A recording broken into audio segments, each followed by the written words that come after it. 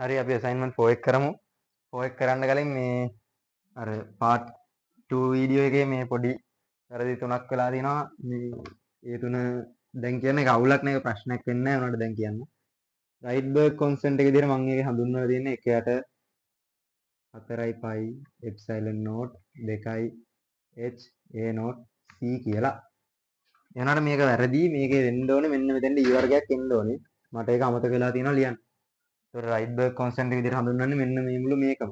ඒතකොට මේ එතනින් එහා ටික හරි. කියන්නේ අර ලැම්ඩා එහෙම ලිව්ව මේ r එකයට මේ n ඉනිෂියල් වර්ගය ඍණ n ෆයිනල් වර්ගය කියලා. මේක එහෙම හරි මෙතන e වර්ගය එහෙම ඔක්කොම එනවනේ. මේක ඇල්ලේ හරි. මෙන්න මේක වැරදි. r කියන්නේ මේ මුළු ඔක්කොම. ඒකට සමා වෙන්න ඕනේ. ඒතකොට ඒක හදාගන්න. ඒතකොට අනිත් එක තමයි අතන e වල ඩෙරිවේෂන් එක මම කරලා නැහැ. ඒතකොට ඒක වැරදියට ලියලා තින්නේ. ඒකත් දැන් කරන්නම්. මේ මෙහෙමනේ මේ හිතන්න මොකක් හරි කවචයක තියෙන ඉලෙක්ට්‍රෝනයකට දැන්න බලය අපි ලියුවොත් එහෙම මේක අපිට ලියන්න පුළුවන් 1ට 4යි පයි එප්සයිලන් නෝට් 1ට නෙවෙයි e වර්ගයට r වර්ගය කියලා. හරිනේ, මේක තමයි දැන්න බලය. මේක සමාන කරන්න බලන්න මෙයා වෘත්තජාලයක් කරන හින්දා මේ කේන්ද්‍රාභිසාරී ත්වරණය mv වර්ගයට r ට. එතන මෙතනින් r එකට r එකක් ගියොත් හරිනේ. ඒතකොට මේකෙන් ගත්තාට පස්සේ මේ පැත්ත එනවා mv වර්ගය. මේකට එනවා මේක. ඒකට දැන් මේක මට භාගෙන් දෙපැත්තම භාගයෙන් වැඩි කරොත් එහෙම එනවා මේ පැත්තේ භාගයක් mv වර්ගය. ඒ කියන්නේ චාලක ශක්තියනේ මේ ඇවිල්ලා තියෙන්නේ. ඒතර මෙහෙම මේ කක්ෂයක තියෙන මේ කවචයක තියෙන ආරෝපණයක චාලක ශක්තිය මෙන්න මෙහෙම ගන්න පුළුවන්. එතකොට මෙහෙම ආරෝපණයකට දැන්න මේ චාලක ශක්තිය නේ විභව ශක්තිය අපි දන්නවා. ඒක 1යට 4යි පයි සයිලන් නෝට් e වර්ගයට r කියලා අපි දන්නවා. ඊළඟට මේක ඍණ. හරිනේ. ඒක හැටි. මේ විභව ශක්තිය ඍණනේ. එතකොට මේකට දැන් මුළු ශක්තිය හොයන්න නම් මේකෙන් මේකයි මේක එකතු කරන්න ඕන. ke ධන e මේ ටික හිතන්නවා මේ ටික අසයින්මන්ට් එකේ ගාන. ඒකට අදාළ නෑ මේ ටික. ඊළඟට මම මේ ටික දැන් කරනවා මේ අර වැරදි හින්දා. එතකොට මේ දෙක එකතු කරාට පස්සේ එනවා භාගයයි 1යට 4යි pi epsilon note e වර්ගයට r එකතු වෙද්දි මේක ඍණනේ. ඒකින් මේක අඩු වෙනවා. 1යට 4යි pi epsilon note e වර්ගයට r කියලා. මේ දෙක එකතු වුණාට පස්සේ එනවා මෙන්න මෙහෙම වගේක් e සමානයි 1යට 4යි පයි එප්සයිලන් නෝට් 2යි r. මේක 2 කියලා දාන්න මේක 8යි කියලාම දාගන්න. හරිද? 8යි එප්සයිලන් නෝට් e නෝට් r කියලා මෙතන ඉන්න e වර්ගය. ඍණ. හරිනේ. මේක තමයි e වල සූත්‍රය. ඒතර මම මේක මේ අර මේ වීඩියෝ එකේ ලියලා තියෙන්නේ මෙතන දෙක සලකන්නේ නැතුව. එතකොට ඒක වැරදි. මේක තමයි එන්නේ උත්තරේ. මේක සූත්‍රය හරි. මෙතන rn තියෙන්නේ. කියන්නේ අදාළ කවච එකේ. ඒතකොට මෙතන rn වෙනකොට දාන්න පුළුවන්. මේක en කියන එක අපිට ලියන්න පුළුවන්. එතකොට e වර්ගයට 8යි පයි එප්සයිලන් නෝට් n වර්ග a නෝට්. හරි. මේ ටික ඔක්කොම හරි අරගේ මේ මෙන්න මේක වැරදියට මම ලියලා තිබ්බේ. මෙතන 4 දාලා තිබ්බේ 8 වෙනකොට. එච්චරයි වැරද්දට තියෙන්නේ. ඒතර තාමත් ඉතුරු ටික එහෙම හරියයි. en සමානයි මේවා තියෙන en සමානයි e1 බෙදීම n වර්ග මේවා ඔක්කොම හරි. ඒක සමානයි ඍණ 13.06යි බෙදීම n වර්ග. මේ ඔක්කොම හරි. හරිනේ. එතකොට මේක තමයි දෙවෙනි වැරද්ද. ඒතකොට ඊළඟ වැරද්ද තමයි මම කියලා තිබ්බා mvr කියන එක හැමතිස්සෙම nh භාවල ගුණිතයක් කියලා. මේක හරි ඒ වුණාට මම කියලා තියෙන විදිහ වැරදි. මේක ඇත්තටම nh භාවල ගුණිතයක් නෙවෙයි, මේක h භාවල ගුණිතයක්. හරිද? ඒක ගුණිතයක් වෙන නියතය තමයි n කියන්නේ. ඒ කියන්නේ n 1 2 3 4 එහෙම නෑනේ. mvr කියන්නේ h භාවල ගුණිතයක්. ඒකේ නියතය තමයි n කියන්නේ. මම ඒක කියලා තියෙන්නේ nh භාවල ගුණිතයක්. එහෙම වුණොත් මෙතන තව නියතයක් එන්න බෑ. මේක ගුණිතයක් වෙනවා. මොකද nh භාවල ගුණිතයක් නම් මෙතන තව නියතයක් එන්න ඕනේ. නාට ඒක වැරදි. mvr කියන්නේ h භාවල ගුණිතයක්. ඒක n කියන්නේ 1 2 3 4 එහෙම යන්න පුළුවන් පූර්ණ සංඛ්‍යා. මේ වැරදි තුන තමයි කරලා තිබ්බේ දෙවෙනි වීඩියෝ එකේ. ඒ ටිකට සමාව ඉල්ලනවා මම. ඒ අපි දැන් යන් පස්වෙනි ගානට. දැන් අපි කරමු assignment 4 එකේ පළවෙනි ගාන. පළවෙනි ගාන කියනවා මෙහෙම යුරේනියම් එකක් ඩිකේ වෙනවලු thorium with the emission of an alpha particle. Any uranium එක ඩිකේ වෙනවලු thorium ධන alpha particle එකක් විදිහට. හරි. ඒක කියනවා ගානේ පැහැදිලිව. ඊට පස්සේ දීලා තියෙනවා ඒ වගේ atomic masses ඒ කියන්නේ mass එක දීලා තියෙන atomic mass units වලින්. අපිට කියනවා calculate the disintegration energy. කියන්නේ මෙහෙමයි වෙන්නේ. හරිද? මෙයාට තියෙන මොකක් හරි ස්කන්ධයක්. මෙන්න මේ තියෙන ස්කන්ධය මෙන්න මෙයා බවට කන්වර්ට් වෙද්දි කන්වර්ට් වෙනවා නෙමෙයි මෙතන වෙන්නේ. මෙන්න මේ විදිහට ඩිකේ වෙද්දි. හරිද? ඩිකේ වෙද්දි යම්කිසි මෑස් එකක් යම්කිසි මෑස් එකක් ක්ෂය වෙනවා. හරිද? එන්න ඒ ක්ෂය වීම E සමාන mc වර්ගයට අනුව ඒ ක්ෂය වෙන මෑස් එක mc c වර්ගයෙන් ගුණ වුණාම ඇති වෙන එනර්ජි එක තමයි ඩිස්ඉන්ටග්‍රේෂන් එනර්ජි කියලා අපෙන් අහන්නේ. එතකොට ඒක හොයන්න අපි පළවෙනි කරන්න ඕනේ ක්ෂය වෙන එනර්ජි එක හොයන්න. ඒ ක්ෂය වෙන එනර්ජි එක වෙන්නේ මෙන්න මේ පැත්තේ තියෙන මෑස් එකෙන් මෙන්න මේ පැත්තේ තියෙන මෑස් එක අඩු කරන්න. හරිද? මේ පැත්තේ තියෙන මෑස් එක ඉනිෂියල් මෑස් එක කියලා මම ගත්තා. එතකොට එනවා 232.03.5.6. කියන්නේ යුරේනියම් වල මෑස් එක. හරිද? මේ පැත්තේ තියෙන ෆයිනල් මෑස් එක තමයි තෝරියම් වල මෑස් එක 228.028741. ඇල්ෆා වල මෑස් එක 4.00260.3. හරි. එතකොට කරන්න තියෙන්නේ දැන් ෂේ වෙච්ච මෑස් එක ගන්න මේකෙන් මේක අඩු කරන්න ඕනේ. එතකොට මම අඩු කරා m ඉනිෂියල් දෙන m ෆයිනල්. එතකොට 232 මෙන්න මේ කැලල අඩු කරනවා. මේක අඩු කරනවා.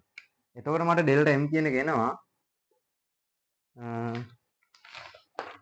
ඩෙල්ටා m කියන එක එනවා 0.581.2 u. මේවා ඔක්කොම u හරිද? මේවා ඔක්කොම ඇටොමික් මෑස් යුනිට් වලින් දීලා තියෙන්නේ. එතන මේවා ඔක්කොම u. ඇටොමික් මෑස් යුනිට් එක දීලා තියෙනවා 1.6610 කොහෙද? ඒකෙන් ගුණ වෙලා තමයි මේ හැදිලා තියෙන්නේ. හරිනේ? එතකොට දැන් අපෙන් අහන්නේ එනර්ජි එකනේ. එනර්ජි එක mc වර්ගය දාලා හෙව්වොත් එන්නේ ජූල්ස් වලින්. හරිනේ. ඒ වුණාට මේ ගණන් වලදී අපිට ඉලෙක්ට්‍රෝන වෝල්ට් වලින් යන එක ලේසියි. අපි හැමතිස්සෙම ඉලෙක්ට්‍රෝන එක වැඩ කරනවා. එතකොට මේක එනර්ජි එකට කන්වර්ට් කරද්දි මෙහෙම එකක් තියෙනවා. ඇටොමික් ඒ කියන්නේ මෙන්න මේ මෑස් එක ඉලෙක්ට්‍රෝන වෝල්ට්ස් කරන්න පුළුවන් 931.5 නේද? ඔව්. 931.5 මෙගා ඉලෙක්ට්‍රෝන වෝල්ට්ස් බෙදීම u වලින් වැඩි කරලා අපිට මේකෙන් එනර්ජි එක ගන්න පුළුවන්. මොකද ඒතර මේ u ට u කැපිලා තියෙන මෙන්න මේකෙන් වැඩි වෙලා මෙගා ඉලෙක්ට්‍රෝන වෝල්ට්ස් වලින් එනවා. හරිනේ. ඒතකොට දැන් මම මේකෙන් වැඩි කරනවා 0.0581.2 u කියන එක u ට u යනවා. මේකේ උත්තරේ එනවා 5.4139ක් මෙගා ඉලෙක්ට්‍රෝන වෝල්ට්ස් 5.4139ක් මෙගා ඉලෙක්ට්‍රෝන වෝල්ට්ස් කියලා එනවා. හරිනේ. ඒක තමයි ඩිස්ඉන්ටග්‍රේෂන් එනර්ජි එක. එතකොට දැන් මේක වැරදියට තේරුම් ගන්න එපා. මොකක්ද කියන්නේ මෙන්න මෙතන මේක මේකට කන්වර්ට් වෙද්දී මෙන්න මෙච්චරක් එනර්ජි එකක් තව රිලීස් වෙනවා කියන එක නෙවෙයි කියන්නේ. මෙන්න මේ එනර්ජි එක මෙන්න මෙයාලා බවට කන්වර්ට් වෙනවා කියන එක. මෙන්න මේක මෙයා බවට කන්වර්ට් කරද්දි මෙච්චර ශක්තියක් යූස් වෙනවා කියන එකයි කියන්නේ. හරිද? එතකොට මේ ශක්තිය මෙයාලට තියෙන කයිනටික් එනර්ජිස් වලට එහෙම කන්වර්ට් වෙන්න පුළුවන්. නැතුව කියන්නේ මේක ශක්ති සංසිඳ දැම්මොත් මේ පැත්තේ තියෙන ශක්තියයි මෙන්න මෙයාලට තියෙන ශක්තියයි ධන මෙන්න මේ ශක්තිය කියන එක වැරදි. හරිද? මෙන්න මේ ශක්තිය තමයි මෙන්න මෙයාලගේ තියෙන මුළු ශක්තිය බවට වෙන්නේ. ඒ කියන්නේ ආයෙ කියන්නම්. දැන් මෙයාට තියෙනවනේ මොකක් හරි ශක්තියක්. එතකොට මෙයා බවට කන්වර්ට් වෙද්දී මෙච්චර ශක්තියක් පාවිච්චි වෙනවා. ඒ පාවිච්චි වෙච්ච ශක්තිය තමයි මෙතනින් එහා පැත්තට මෙයාලට දිගටම තියෙන්නේ. මොකද ශක්තිය මවන්න බෑ. හරිද? ඒ කියන්නේ මේ පාවිච්චි වුණ ශක්තිය තමයි මෙතනින් එහාට දිගටම මෙයාලට තියෙන්නේ. හරිද? ඒක තේරුම් ගත්තාම ඇති. ඒක ඩිස්ඉන්ටග්‍රේෂන් එනර්ජි එක තමයි මේ කැලලටයි දිගටම තියෙන්නේ. එතකොට දැන් අපි කියනවා calculate the kinetic energy of the alpha particle. හරිද? kinetic energy එක හොයන්න නම් පොඩ්ඩක් දිග ක්‍රමයක් තියෙන්නේ. කමන්නේ මම මේක ලියාගෙන මම මේක මෙතන ලියාගෙන මේ ටික මකන්නම්. ඊට පස්සේ අපි යමු දෙවෙනි කැලලට. දැන් මෙහෙමයි. හරිද? මෙතන ආරම්භයේදී මෙයාට ගම්ම්‍යතාවක් නැහැනේ. මෙයා රෙස්ට් එකේ ඉඳලා තමයි මෙයාට ඩිකේ වෙන්නේ. එතකොට ආරම්භක ගම්ම්‍යතාව අපිට ගන්න පුළුවන් 0යි කියලා. ඉතින් ඉනිෂියල් සමානයි 0. හරිද? ඊට පස්සේ එමිට් වුණොත් එහෙම දැන් මේ විදිහට ඩිකේ වුණොත් එහෙම මෙයාලට කයිනටික් එනර්ජිස් තියෙනවා නම් අවසාන ගම්ම්‍යතාවත් 0ක් වෙන්න ඕනේ නේද? එහෙනම් මේ දෙන්න ගම්ම්‍යතාව තියෙන දිශාව මොකක්ද? අනිවාර්යෙන් ප්‍රතිවිරුද්ධයි. මෙහෙම ගමුකෝ. හරිද? මම මෙයා ලියා ගන්නම් VTH, මෙයා ලියා ගන්නම් V alpha, මෙයා ලියා ගන්නම් MTH, මෙයා M alpha. හරිනේ. මම ගම්මිතා සංසිද්ධිය දැම්මොත් එහෙනම් බිඳුව සමානයි VTH MTH ඍණ V alpha M alpha. ඒතර මේ බිඳුව හිනා මම මේක මේ පැත්තට ගෙනවා. ඒතර මේක සමාන වෙනවා. දැන් මම V alpha සමාන කරගන්නම් VTH MTH බෙදීම M alpha ට. හරිනේ. මම කරේ මොකද්ද ගම්මිතා සංසිද්ධිය දැම්ම ඒකල V alpha උත්ත කරා. දැන් අපි අහන්නේ alpha වල kinetic energy ගැන. මම V alpha හොයාගන්න තමයි මේ ඔක්කොම කරේ. ඊට පස්සේ මම කරන්නම් alpha ගේ kinetic energy එක සමානයි m alpha වතාවක් v alpha ගේ වර්ගය සමානයි භාගයයි m alpha වතාවක් v alpha ගේ වර්ගය කියන්නේ v th වර්ගය m th වර්ගය බෙදීම m alpha වර්ගය. හරිනේ. මේක වර්ග කරලා දැම්මා. මෙන්න මේකට මේකෙන් එකක් යනවා. ඊට පස්සේ මම මේක පොඩ්ඩක් වෙනස් කරලා ලියා ගන්නම්. මම මේක ලියා ගන්න මෙන්න මෙහෙම. එහෙම ලියන්න බෑ. මම දෙක අරගෙන මම මෙතන ලියන්නම් MTH VTH වර්ගය වතාවක් MTH බෙදීම M alpha කියලා. හරිනේ මම වැරද්දක් කරේ නෑ. මම මෙතන මේ MTH වර්ගය කියන එක දෙකට කැඩුවා. හරිනේ. එතකොට මේ තියෙන්නේ මොකද්ද? භාගයේ MTH VTH වර්ගය කියන්නේ මොකද්ද? TH ගේ kinetic energy එක. මේ තියෙන්නේ KTH. හරිනේ. එතකොට K alpha සමානයි KTH MTH බෙදීම M alpha. හරිනේ. දැන් K alpha එතකොට මෙතනද මම K alpha ලියා ගන්නම් KTH ගේ ගුණිතයක් විදියට. දැන් මම මෙතෙන්ද අර මේ දීලා තියෙන atomic masses ආදේශ කරොත් එහෙම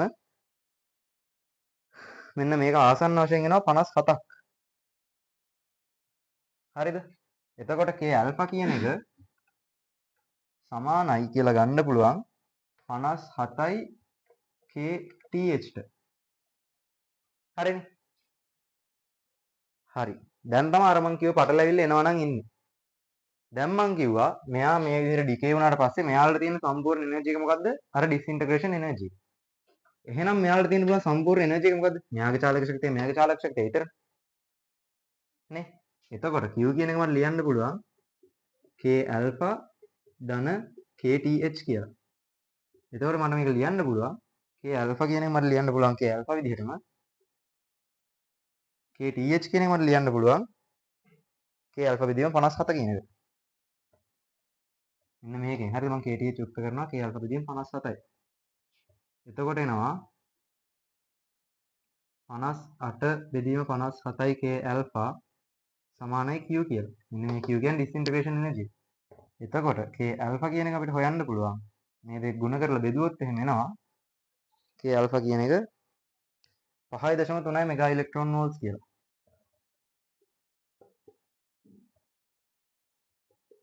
හරිනේ. තේරුණා නේද? මොකද්ද කරේ? මෙන්න මෙතනින් තමයි ඉතින් මේ ගන්න වෙන එනර්ජියක් කියන ඇති. මට දන්නේ නැහැ. මේකෙන් තමයි ගත්තේ. V හෙව්වා. V alpha හෙව්වා. මොකද අපිට ඕනේ භාගයක් MV වර්ගය දාන්න alpha ගේ kinetic energy ගෙන හඳ ඕනේ. එහෙනම් V alpha හොයාගන්න. V alpha හොයන්න තියෙන විදිහ තමයි මේක. හරිද? මේකෙන් V alpha උත්තර කරගත්තට පස්සේ අපිට එනවා මෙන්න මෙහෙම එකක්. මේකෙන් මං KTH කියන එක හදාගත්තා. KTH කියන එක හදාගත්තට මෙන්න මෙහෙම MTH බෙදීම M alpha කියලා පදයක් ආවා. KTH මෙන්න මේක සුළු කරාට පස්සේ 57ක් වෙනවා. මං K alpha කියන එක KTH ගේ ගුණිතයක් විදිහට ලිව්වා. ඊට පස්සේ මුළු ශක්තිය සමානයි මෙන්න මේ දෙකට තියෙන මුළු චාලක ශක්තිය. හරිද? එතකොට ඇයි මෙයාලට විභව ශක්තියක් නැහැ කියන ප්‍රශ්නේ මෙතනදී ගැලපෙන්නේ නැහැ ඇත්තටම. එතකොට මේ ඒකින්ද මෙයාලගේ තියෙන මේ මුළු ශක්තිය සමානයි මෙයාලගේ මුළු චාලක ශක්තිය වල එකතුව. එතකොට K alpha කියන KTH කියන මම මෙතන K alpha ගෙන්ම ලිව්වා. එතකොට K alpha සමානයි මෙහෙම එනවා. මේකෙන් මේක දාලා ආදේශ කරලා සුළු කරාට පස්සේ මෙන්න මෙහෙම එකක් එනවා. මතක තියාගන්න ඕන දේ තමයි මෙයාලට හම් වෙන ශක්තිය වෙන්නේ disintegration energy කියන එක. නැතුව අලුතෙන් එනර්ජි එකක් මෙයාලට ලැබෙන්න බෑ.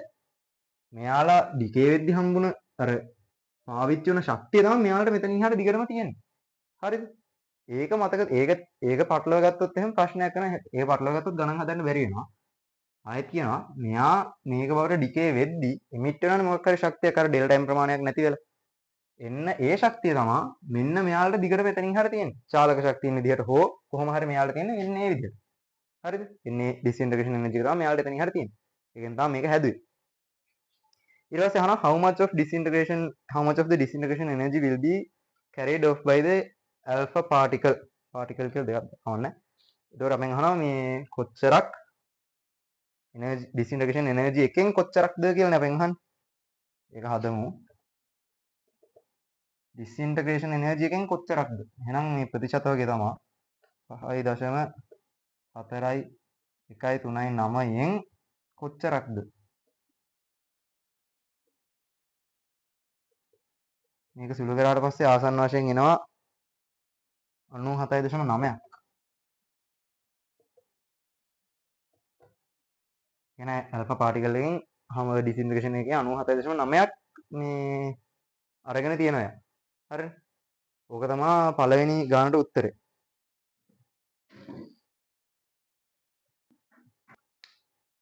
දෙවෙනි ගානේ කියනවා show that uranium cannot spontaneously emit a proton. That is, proton do not leak out of a nucleus in spite of the proton repulsion within the nucleus. The atomic masses කියලා දීලා තියෙනවා. හරි. මෙතන කියන්නේ show that uranium cannot spontaneously emit a proton. That is කියලා දීලා තියෙනවා proton do not leak out of the nucleus despite a proton repulsion within the nucleus. ඒ කියන්නේ uranium එකට spontaneously proton එකක් නිකුත් කරන්න බැයිලු. That is කියලා කියනවා protons do not leak out of a nucleus. ඒ කියන්නේ nucleus එකෙන් proton එකක් එහෙම එළියට එන්නේ නැල්ලු. මොකද proton අතර තියෙන repulsion එක හින්දා එහෙම proton එකක් එළියට එන්නේ නැහැ කියලා කියන්නේ. මෙයාලා සරලව කියන්නේ uranium එක අර දීලා තියෙන E කියන්නේ මොනවද කියලා මම දන්නේ නැහැ. PA වලටයි H වලටයි hydrogen වලටයි decay වෙද්දි මෙයාට proton එකක් emit කරන්න බෑ කියලා තමයි අපෙන් ඔය නොකිය අහන්නේ. ඒ කියන්නේ මෙන්න මේක වෙනවා නම් U 238 EA 237 ධන H වෙනවා නම් මේකට තවත් proton එකක් emit කරන්න බෑ කියලා තමයි අපිට පෙන්වන්න කියලා කියන්නේ. හරිද? එතකොට දැන් මේක පැත්තට මම මේව දාලා මේ පැත්තට මේක ආවේ කියන එක ප්‍රශ්නයක් වෙන්න පුළුවන්. ඒකට හේතුව තමයි මෙතන යුරේනියම් එකට ස්පොන්ටේනියස්ලි එමිට් කරන්න බෑ කියලා කියන්නේ. ඒ කියන්නේ යුරේනියම් එක තමයි එහෙනම් මොකක් හරි ඩිකේ වෙනවා නම් ඩිකේ වෙන්නේ. ඒ නිසා ඒක මේ පැත්තට ආවේ. ඒතර අනිත් පැත්තට අපිට දීලා තියෙන ඇටොමික් මෑසස් අරවා. හරිද? එතකොට දැන් අපි මේකනේ පෙන්වන්න ඕනේ. මේක කරන්න තියෙන්නේ තායත් අරකමයි. ප්‍රෝටෝන් එකක් එමිට් කරන්න නම් එයාට තවත් ශක්තියක් ඕනනේ. මොකද ඒ ශක්තියනේ කන්වර්ට් වෙන්නේ මේ මෙතනින් එහාට තියෙන දේවල් වල. ඒතර අපි පෙන්වන්න ඕනේ මේකෙදි ෂේ වෙන ශක්තිය මදි කියන්නේ. ඒ කියන්නේ මේකෙන් ෂේ වෙන ශක්තිය මෙයාට මේක කරන්න මදි කියන්නේ. ආයෙත් ෂේ වෙන ශක්තිය හොයන්න කොහොමද? ඩෙල්ටා m හොයන්න තියෙන්නේ. ඒතර ඩෙල්ටා m හෙව්වොත් ආයෙත් කරන්නේ මොකද්ද? මෙයාගේ බරෙන් මෙයාගේ බරයි අඩු කරනවා. ඒක අඩු කරාට පස්සේ එනවා මම ඒක එකපාර සුළු කරලා ලිව්වේ. ඩෙල්ටා m කියන කෙනා ඍණ 0.0000825. ඩෙල්ටා m කියන එක ඍණ වෙන්න පුළුවන්ද? බෑනේ. ස්කන්ධයක් ඍණ වෙන්න බෑනේ. ඒ කියන්නේ මොකද්ද? මෙයාට මෙන්න මේක කරන්න තරම් මෙයාට අවශ්‍ය ශක්තිය නැහැ කියන එක. ඒ කියන්නේ ස්කන්ධේ නැහැ කියන එක ශක්තිය නැහැ කියන එකනේ. ඒකෙන් කියන්නේ මොකද්ද? මෙයාට ඔය කියලා තියෙන වැඩේ කරන්න බෑ කියන එක. මෙතන m ඍණ වෙනවා කියන්නේ ශක්තිය ඍණ කියන. ශක්තිය ඍණ වෙන්න පුළුවන්. එනවාට මේක තිබ්බ ශක්තියනේ. ඒක වැඩක් නැහැ. m ඍණ වෙනවානේ. m ඍණ වෙනවා කියන්නේ මෙයාට මේක කරන්න තරම් මෙයාගේ ස්කන්ධේ ප්‍රමාණවත් නැහැ කියන්නේ. හරිද? මේකෙන් අපිට පෙන්වන්න පුළුවන් මෙයාට මෙහෙම ගත්ත ගමන් මෙන්න මේ රියැක්ෂන් එකෙන් ප්‍රෝටෝන් එකක් එමිට් කරන්න බෑ කියන එක මේකෙන් පෙන්වන්න පුළුවන්. මොකද m ඍණ වෙනවා. because delta m must be greater than or equal 0. හරිනේ. මේක වෙන්නේ නැති හින්දා මේක වෙන්න බෑ. දෙවෙනි ගානේ අපිට කියන්නේ මොකද්ද? Calculate the disintegration energy of the beta decay of T32 as described in the following equation. අපිට දීලා තියෙනවා මෙහෙම equation එකක්.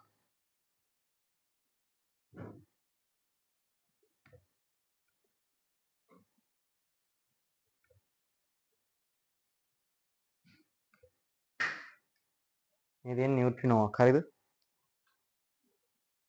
එතකොට ඇටොමික් masses මෙහෙමයි කියලා දීලා තියෙනවා. හරි. දැන් ඊළඟට එන ප්‍රශ්නේ තමයි හරි. මේක කරන්න මෙහෙමයි. දැන් අපිට උතන ඉලෙක්ට්‍රෝනේ mass එක දීලා නැහැනේ. ඒතකොට ඒක අපිට මෙතනදී ගන්න බෑ.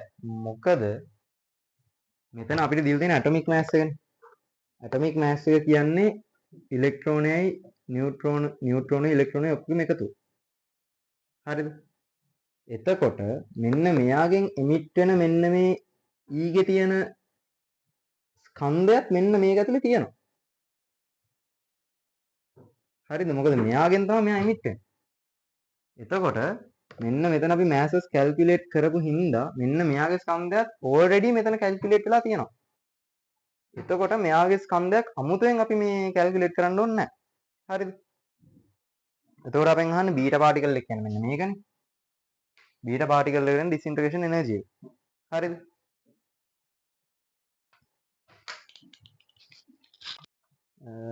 අපෙන් ගානේ අහන්නේ disintegration energy of beta decay. හරිද? ඒ කියන්නේ බීටා එක නිකුත් වෙන process එකේ මේක තමයි අහන්නේ.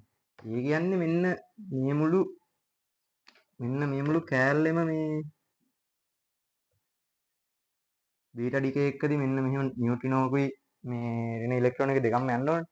ඒක තමයි බීටා ඩිකේ එකක් කියන්නේ. ඒතකොට මෙන්න මෙයාගේ එනර්ජි එක තමයි අපෙන් අහන්නේ. එතකොට මේකෙදි වෙන්නේ මෙන්න මේ දෙක කෙලින්ම මේ මෑස් එක අන්තරය අරගෙන ගන්න තමයි තියෙන්නේ. හරිද? එතකොට වෙන්නේ මෑසස් දීලා තියෙනවා මේ වගේත් ඒවත් මම අය ලියන්නේ නැහැ. 31.97.291 31.97.2.07ක් අඩු කරන්න තියෙන්නේ. ඒක අඩු කරාට පස්සේ එනවා ඒක අඩු කරාට පස්සේ එන එක ලියලත් නැහැ මම. එතකොට Q කියන එක මේක අපි ඩෙල් ටයිම් අරගෙන ඩෙල් ටයිම් වැඩි කරනවා 931.5යි මෙගා ඉලෙක්ට්‍රෝන වෝල්ට්ස් යට U වලින්. ඩෙල් ටයිම් කියන්නේ අර දෙකේ අන්තරය. ඒ දෙක U වලින් එනවා. ඒකට ඒක සුළු වුණාම Q කියන එක එයි 1.71 මෙගා ඉලෙක්ට්‍රෝන වෝල්ට්ස් කියලා. මෙතන මේ ඩෙල් ටයිම් කියන්නේ P32 ස්කන්ධය අඩු කර P32 ස්කන්ධයෙන් අඩු කරන්න ඕනේ S32 ස්කන්ධය. කියන්නේ හරිනේ. එතකොට ඒකෙන් ඒක අඩු කරාට පස්සේ තමයි මෙතන එනර්ජි එක එන්නේ. ඒක තමයි මෙන්න මෙයාලට හම්බ වෙන සම්පූර්ණ එනර්ජි. මේ හරිනේ. එතකොට ඒක තේරුණා නේද? මොකද මේ දැන් මම කිව්වා ආයෙත් මේකෙන් මේක ඩිකේ වෙද්දි හම්බෙන එනර්ජි එක තමයි මේකෙන් මේක හැදෙද්දි එන එනර්ජි එක තමයි මෙයාට ලැබෙන්නේ. මොකද මෙතනින් එහාට එනර්ජි එකක් මෙයාලට මවන්න බෑ. හරිද? ඒකට මේ ඩිස්ඉන්ටග්‍රේෂන් එනර්ජි එක තමයි එහෙනම් අනිවාර්යෙන් මෙතන මේ බීටා ඩිකේ එකට හම්බෙන්න ඕනේ. ඒකෙන් තමයි මේක ගත්තේ. හරිනේ. එතකොට දැන් අපි යන් තුන්වෙනි කොටස. තුන්වෙනි කොටස කියලා තියෙනවා 12න් beta decays into an excited state of C12 which subsequently decays to the ground state with the emission of a 4.43 mega electron volts gamma ray. Find the maximum kinetic energy of the emitted beta particle. හරි. ඔතනදී පොඩි scene එකක් තියෙනවා.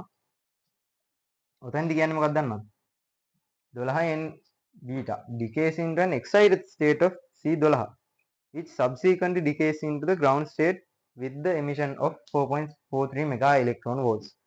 ඔතන කියන්නේ මෙන්න මේක ඩිකේ වුණාම මේක ඩිකේ වෙන්නේ C12 excited state එකකටලු.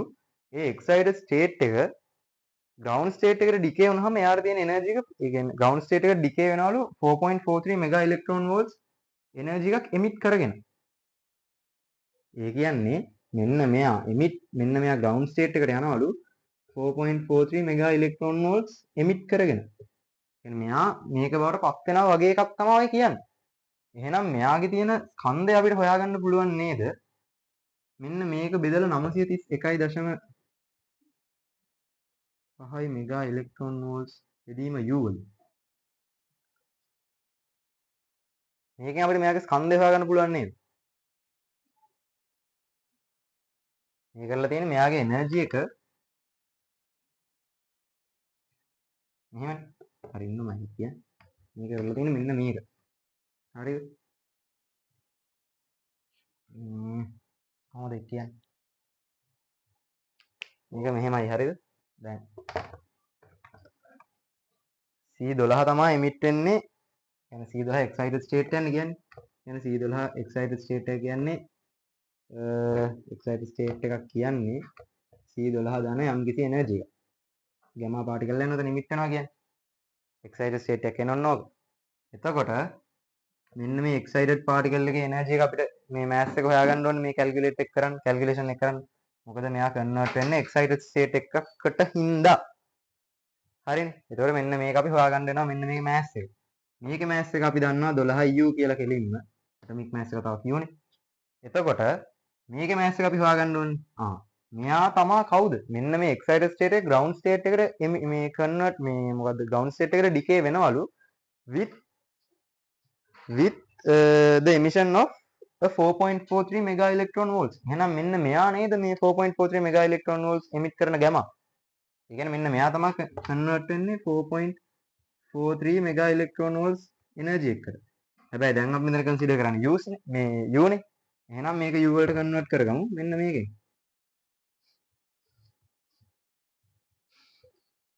ඒතර මේ U උඩට යනවා. ඒකෙන් C12 excited state එකේ mass එක එනවා 12U ධන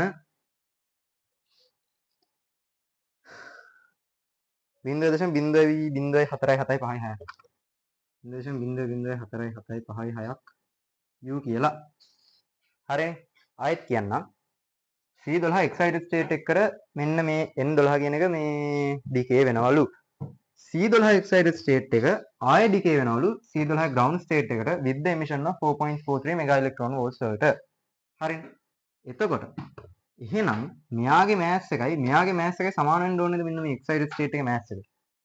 ඒක හරිනේ. මොකද මෙයානේ මෙයාලට මේ ශක්තිය දෙන්නේ.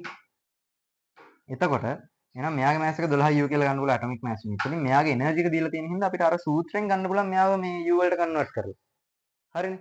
එතකොට මේකෙන් එනවා C12 excited state එකේ සම්පූර්ණ energy එක 12.00475 U කියලා. හරිනේ. දැන් තියෙන්නේ ඉතින් කෙලින්ම බීටා පාටිකල් එකේ හරි මේක මේක වෙනවලු with emission of a beta particle. හරිනේ. බීටා පාටිකල් එකක් emit කරන ගමන් මෙන්න මේක වෙනවලු. මෙන්න මේක වෙන ගමන් බීටා පාටිකල් එකක් emit කරනවලු. හරිනේ. දැන් කරන්න තියෙන්නේ මොකද්ද? මෙයාගේ kinetic energy එක හොයන එක. මොකද්ද කරන්නේ? disintegration energy එක හොයන එක. ඒ කියන්නේ M12 ඍණ C නෑ වැරදුනා sorry. N12 ඍණ MC12 excited state එක. හරිනේ. මොකද මේක මේ දෙකේ disintegration energy එකනේ මෙයාට ලැබෙන්නේ. ඒතකොට මේ දෙක අඩු කරාට පස්සේ එනවා මම ආයෙත් ඒක හොයලා නැහැ. ඩෙල්ටා M වතාවක් 931.5 මෙගා ඉලෙක්ට්‍රෝන වෝල්ට්ස් බෙදීම U කියලා. එතකොට එන්නේ මේක නම් දීලා තියෙනවා ගානේ නැද්ද? හරිනේ. මේක ඩෙල්ටා M මේක සුළු කරන්න ඕනේ. මේක ඩෙල්ටා M වතාවක් 931.5 මෙගා ඉලෙක්ට්‍රෝන වෝල්ට්ස් බෙදීම U කියලා ගත්තට පස්සේ මෙන්න මෙතනින් Q වෙනවා 12.9යි මෙගා ඉලෙක්ට්‍රෝන වෝල්ට්ස් වලට. මේක තමයි උත්තරේ. අද disintegration energy එක තමයි බීටා පාටිකල් එකට සම්පූර්ණයෙන් ලැබෙන්නේ. හරිනේ. මෙතනින් දෙවෙනි ගාන ඉවරයි. මම හිතනවා මෙන්න මේක ඇල්ල තේරුණා කියලා. මේ දෙක නම් කැල්කියුලේට් කරන්න ඕනේ. මම ඒක කරලා නැහැ. මම කෙලින්ම අරගෙන තියෙනවා. එතකොට මේ අරා දෙවෙනි ගාන කරන්නේ මම තුන්වෙනි ගාන කරන්නේ නැහැ. මොකද මට ඒක හරියටම කියලා දෙන්න තේරෙන්නේ නැහැ. ඒතකොට වැරද්දක් කියවි කියලා කියන ප්‍රශ්නේ හින්දා මම තුන්වෙනි ගාන කරන්නේ නැහැ. එතකොට මෙතනින් ටියුටෝරියල් 4 එකත් ඉවරයි.